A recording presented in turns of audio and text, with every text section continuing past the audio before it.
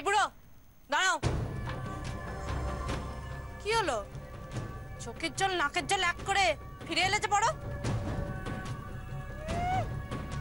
খুব তো প্রভু ভক্ত কুত্তার মতো ল্যাজ নাড়াতে নাড়াতে গেছিলে এই বাবুর পেছনে।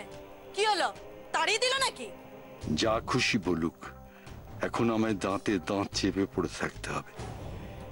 এখানকার কোনো খবর যদি বনে দিদিদের কাছে পৌঁছে দিতে পারি, ওদের জন্য তো কিছু করা হবে। সেটাই হবে আমার সত্যিকারের প্রভু ভক্তি। কি হলো, মুখে কোনো রা নেই কেন? আমরা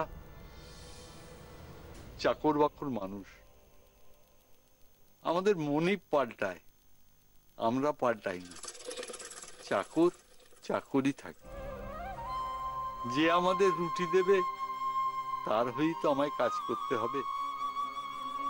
হ্যাঁ, কথাটা তো তুমি মন্দ বলনি বুড়ো।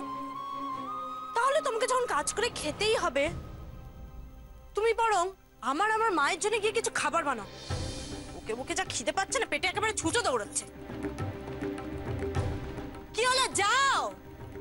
হ্যাঁ, যাই যাই।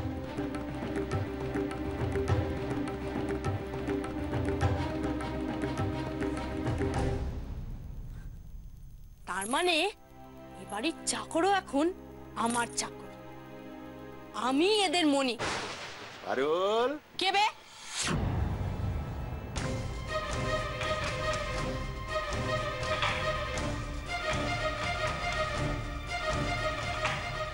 কি বলে ডাকলেন আমায়? কেন পারুল বলে? পারুল বলে? ডাকটা ঠিক করে নিন, ভুলে যাবেন না আমি এখন এই বাড়ির মালকিন।